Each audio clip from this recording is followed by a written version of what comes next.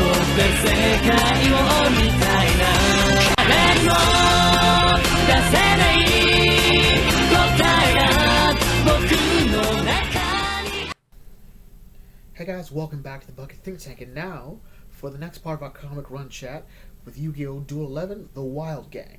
Now this story here is actually pretty interesting. I think it tends to get a bit lost considering what comes next, and what comes next is wild. But here, it's also our first real story about Joey. So before, Joey's been pretty consistent. He's been throughout the entire story for the most part. And we see a bit of his character, but here we sort of see, I think, how important Yugi and Joey's friendship has become. Because when we go into the rebooted series, we'll see those two are best friends. And this is, I think, one of the stories that really solidifies their friendship. As well as, oddly enough, Tristan's. Which is weird. But anyway. So, Yugi starts off narrating our story here. He got on the bus just like always. He got to school at 8:20 just like always. He said hi to everyone like always. But Joey's desk was empty. And normally we wouldn't think too much of this. Like, oh, he's not here today. Probably sick. Probably had an appointment. You know, well, at least in the American school system. But Tristan comes up and like, this is a problem. It's like, but Tristan comes up like, you may not believe me, but Joey's never skipped class. All right, he always gets an A+ in PE, and he fails everything else. But truancy is never his crime. All right, and it's like, okay, so what's going on? Tristan points out he hasn't heard from it all, and it's like, okay, so we should probably go by his place after school.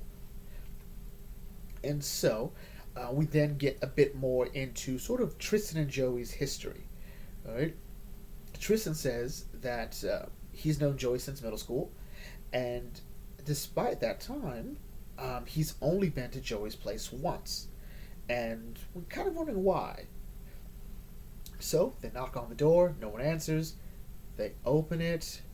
Bottle comes through. There's some drunk dude going, "Hey brat, where you been the last 2 days?" And the three of them run out, and Tristan reveals like, that's why I've never been to his house. So yeah, Joey's dad's apparently a piece of work. Then, pretty much like calling it a day, they see a group from another school, Rintama, all right? And apparently Rintama is a really rough and seedy school. The local toughs are there, all right? And Yugi sees it's Joey. Joey's with the toughs. I'm like, okay, what's going on here? Yugi goes up like, hey, Joey, what's going on here? Why'd you skip school? Why are you with these guys? And Joey plays it off. I don't know who that guy is, so let's go. Yugi tries to push a bit harder, but then this other guy comes up and says, like who are these guys? All right? And don't tell me that at Domino High, you these kids, follow you around, huh? And Tristan recognized him as someone who was with Joey before, Hiratani. All right? Just what's going on? What's going on? All right, you was like, just come back with us, Joey. What's going on here? And the dude punches Yugi, and everyone's freaking out. Joey doesn't say a word. Joey just turns his head, and we sort of just see this weird moment. Yugi's on the ground, everyone's worried about him, but Taya's like, what's going on here? And you're the worst. I can't believe you. And Tristan's like, what's going on, man? And yeah, so as they walk off, they go, get Yugi fixed up. Just a damp cloth, he's fine. And Tristan gets a bit quiet. Joey was actually a really problem child. The person we saw in Chapter 1 is not the Joey we saw he was before. He was actually much worse. He had a long record. He almost went to jail. But even then, he was always someone that Tristan would sort of look up to, oddly enough. But he used to look out for the young guys. Never beat up on the weaker people, which is weird considering the first chapter. But that might just be something we can discuss in a later story. Much later. But Tristan is a bit lost, but he used to look up to Joey, used to want to be like Joey, and now to see him like this, he doesn't quite know what's going on here. He's like, well, maybe we've lost him. Maybe he's gone back to who he was before. Yugi thinks about Joey as he watches, like, you know what? It's because of Joey, it's because of the puzzle that he made friends with Joey. So he's like, he holds the puzzle, it takes a moment, and like, you know what? I believe in Joey. Something's going on. There's more to it than what we can see. So we need to figure out what that is. And Tristan's like, exactly, that's what we're going to do here. He may not be a genius, but he wouldn't do something as stupid as this. All right, so let's go. And so Tristan finds one of the guys, and he roughs him up. I do love this scene of just Tay and Yugi just waiting outside. And he's like, Tristan's like, okay, what's going on? And we sort of get what's going on here. So Hirotani has been trying to get his old friends back to expand his gang's turf. Even Joey. Joey refused at first, but he made an offer that Joey couldn't refuse, namely that he was going to get the other people from his gang to beat up kids at Domino High School. So then we cut to Joey with Hirotani, and he's kind of just not happy.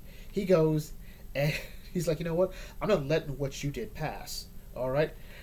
And he just punches the dude that punched Yugi, like, no, I'm letting you get away with hitting my friend. And the fight sort of escalates, and Hirotani's like, I knew this was going to happen. And he has Joey get jumped. And he's like, you know what? Take him to the torture chamber. All right? So as they go in,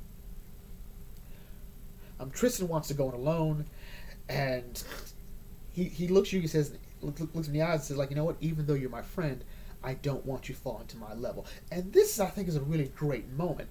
Throughout this story, throughout the story as a whole, Tristan hasn't had many times to sort of endear himself to us from Yugi's perspective. The first time Yugi talks about Tristan as an individual, Yugi says he doesn't really like him. So the whole events with Ribbon and that puzzle confession, I think that really made Tristan appreciate Yugi more. And there's other stories like with some sneakers where he does sort of see there's a bit of fight to Yugi, and he sort of admires that.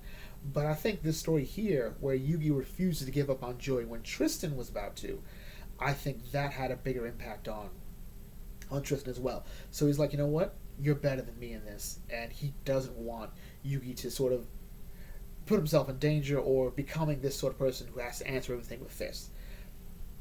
So he goes in, and he's like, okay, where is he? Where is he? He's not here.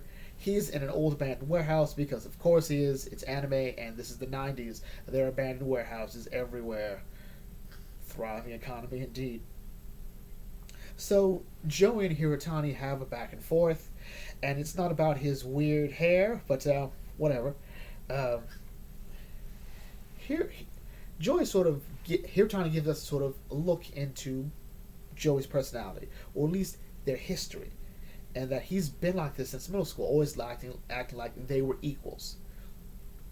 But when they were together, when they were a gang together, all right, even high school gangs were afraid of them. All right, we had plenty of people working for us, but one thing he never managed to do was to teach Joey that he's the boss. All right, that Joey will always be second in command. And Joey's like, I don't care.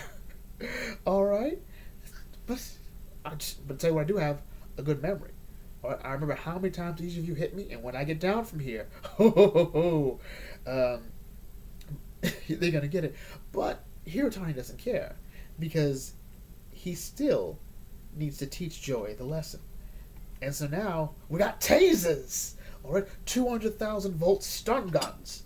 All right, so Joey fights him off just long enough, but no, it goes in. He's getting shocked, and Yugi hears Joey scream, and he's like, he uses the Millennium Puzzle, help me.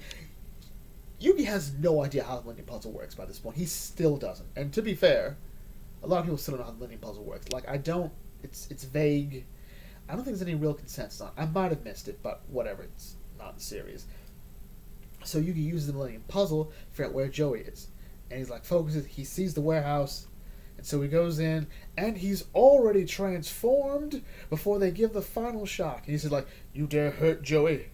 I won't let you get away with that. I'm like, oh, okay. So the question is, what is Yugi going to do with these numbers? So far, for the most part, Yugi's been able to best one person at a time. Pretty much.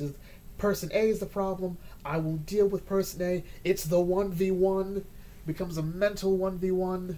And there we go. Also tends to be a shadow game and everyone hallucinates. For the most part. Or, we set people on fire. So what's he going to do now? Alright? Well, Yugi gets hit. Alright? And he falls down. And he's like, okay, thank. I got it. I'll take this. Take the puzzle. And he's like, alright, now it's time to start something. A game. I challenge you to a game. All four of you.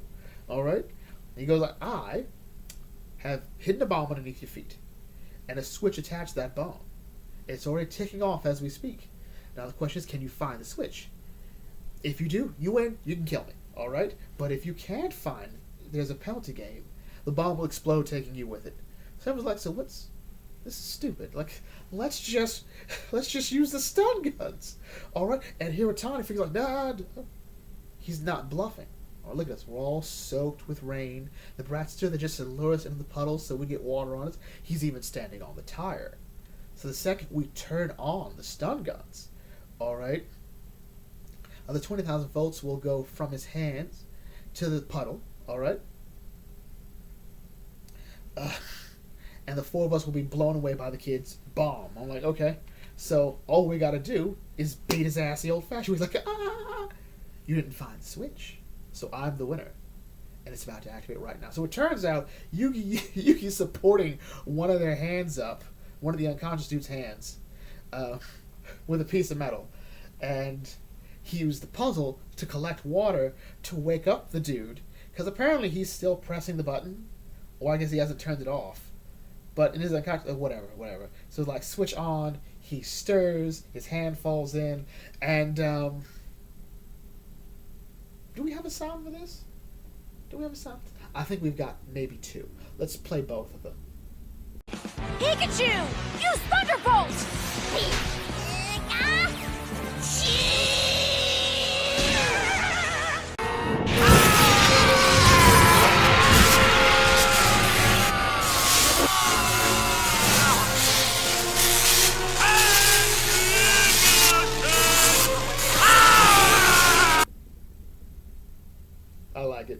I like it. So, they're all down, although I think they're dead. Let's call it. This is Yugi's what? Second murder? Maybe third if we count the sneakers? But anyway. So, Taya and Tristan find Yugi and Joey. They go there, and Joey wakes up, and he's like, it's okay, Joey. And Yugi goes, Yugi. And they hug it out, and it's sweet, it's tender, it's beautiful, a little homoerotic, but whatever. No, it's friendship, whatever. So, Wild Gangs, this was honestly pretty fun. It's interesting because Joey doesn't do much here, but we see the strength of his character. We see that he's come a long way since really before we met him, that he was in sort of a bad place, seeing his home life, his dad, who we don't really hear a lot of. We see how Tristan views Joey, how close Tristan and Joey are, that they weren't friends just from Domino High School, they were friends in middle school. And we see Yugi sort of seeing this side of not just Joey, but Tristan. And what's interesting is, despite hearing all of this, and one would presume that after what Yugi experienced, seeing Joey with those rapscallions, he'd be like, Joey's gone back to his old ways. Yugi, he's like, once you're my friend, I don't give up on you. Alright? And he points out, I think it's because Joey didn't say anything. Joey didn't say like, hey, I don't want to talk to you anymore. He's just quiet. And Yugi won't accept that. He won't accept that his friend is gone without hearing it from himself. And so he uses the Millennium Puzzle, the symbol of his friendship with Joey. And it's pretty much his friendship with everybody here. Like, it all starts from the Millennium Puzzle. So he uses that to find out where to sort of reassure himself of Joey and to find out where Joey is. So it all works. Also, special shout out to Tristan. Tristan again, lended us that credibility, but also showed how he'd grown from meeting Yugi, how he'd grown from meeting Joey. And we see just how much he values Yugi, not just as a friend, but as a person. And all of that, I think, is really fun, really exciting, really great. Like, here's the thing. This manga is kind of unremarkable in terms of its art and panel work. Like, there's not a lot of dynamic stuff going there, but there's a lot pretty much crammed into it. A lot of times it seems a bit cramped, but I think it's just also because of Yugi's hair and his horribly inconsistent size. Like, for some reason, Takahashi loves big hair, and Kaiba's hair. But I think he's trying to give, like, different takes on the pompadour. But overall, though, I think this was a really great story, showing the importance of the Millennium Puzzle, of Yugi's real strength, which is his kindness and his faith in people. And he is, in essence, getting his wish. He wished for friends he can count on, friends who can count on him. So yeah, but anyway, that concludes this one. Next comes a big one, kids. Next comes one of the most intense stories. Actually, it's one of the first stories I read in the old Shonen Jump magazines when it was still a thing. That's right, I'm old. We'll see you next time for The Man from Egypt. This is Demaka Think Tank signing off. Thanks for watching as always. May your fandom serve you well.